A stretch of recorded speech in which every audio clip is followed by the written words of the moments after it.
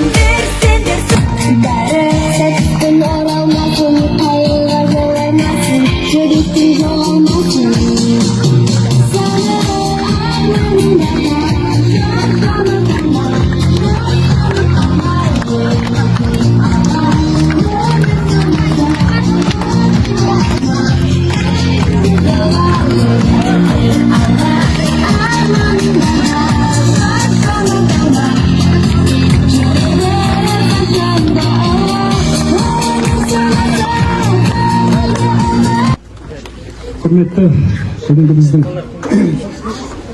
республикадан абай оқулары олимпиадасының жүлдегері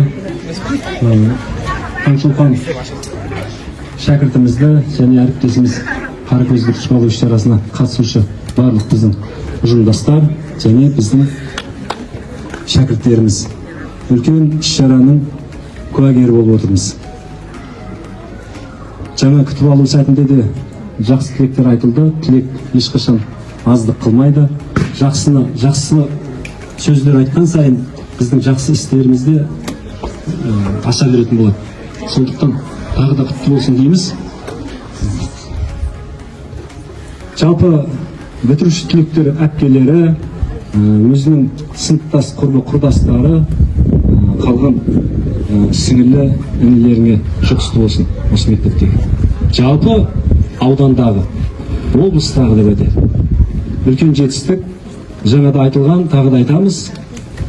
Республикада абайтану олимпиадасы бойынша үздік үштікте болу, ол үлкен жетістік. Абайды бүкіл әлем мойындап жатыр қазір. Бұрында мойындаған. Қазір Европа елдерінде құрдастары, іні сіңілілерінің тілектері бар. Ашып оқып, сол кезде өзін тебіренесін. Бұл жерде біздің ұжымның әріптестердің Қаракөз әріптесімізге тілек ниеттер жазылды. Жалпы әріптестер Қаракөз әріптесіміздің жолын берсін барлықтарыңызға. Жұғысты болсын. Дәл осындай керемет көрдіңіз, осындай керемет іс-шараның куәсі болуды Алла нәсіп етсін дейміз. Сол үшін жұмыс жасайық. Құтты болсын.